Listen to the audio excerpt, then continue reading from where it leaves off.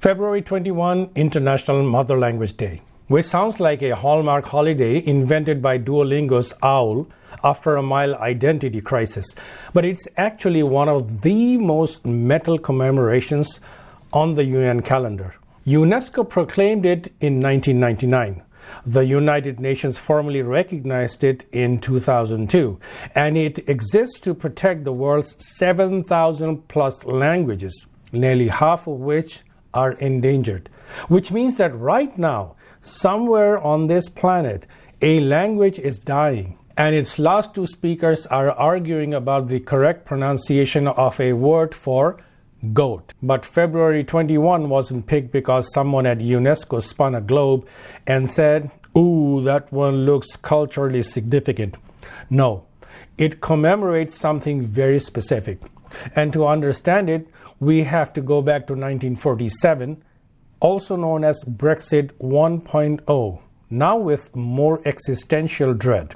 After 190 years of British rule, Britain left the Indian subcontinent, which at the time included today's India, Pakistan, and Bangladesh.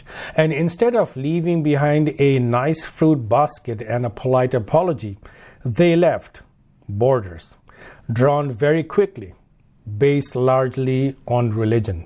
So the subcontinent split into Hindu-majority India and Muslim-majority Pakistan. Now, here's the twist. Pakistan wasn't one continuous chunk of land.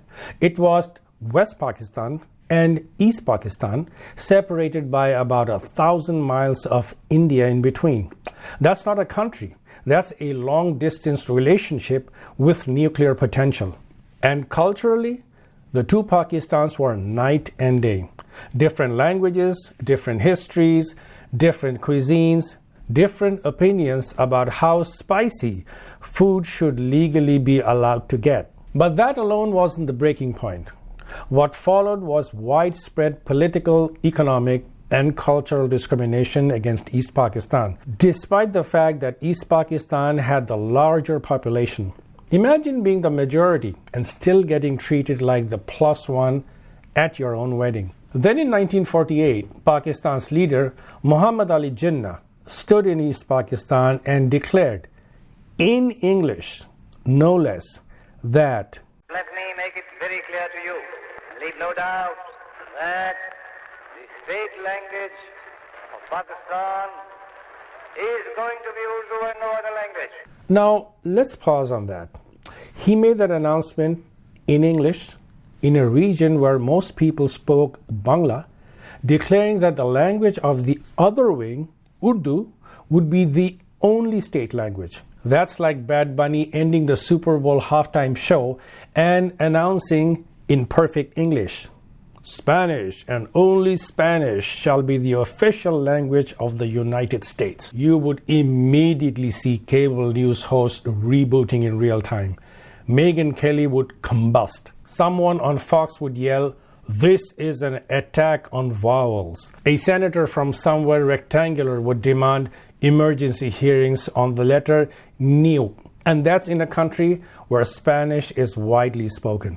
Now, imagine you're in East Pakistan in 1948.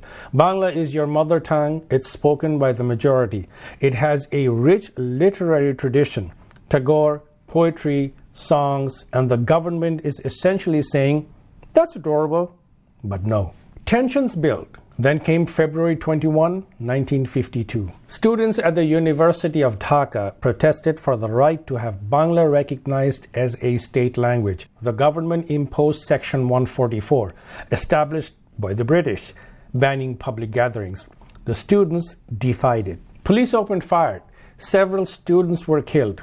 Rafiquddin Ahmed, Abul Barkat, Abdul Jabbar, Abdul Salam. Also killed were Shafiur Rahman, a High Court employee, and Ohidullah, a 9-year-old child. Unofficial figures suggest even more died. Think about that. People died for the right to speak their mother tongue, not to overthrow a government, not to seize power, but to speak the language they grew up hearing from their mothers. And here's the poignant part. It worked. The movement didn't end that day. It grew, It became a defining force in Bengali identity. And in 1956, 8 years after Mr. Jinnah's declaration, Bengali was finally recognized as one of Pakistan's state languages. 8 years. That's how long it took officially to admit.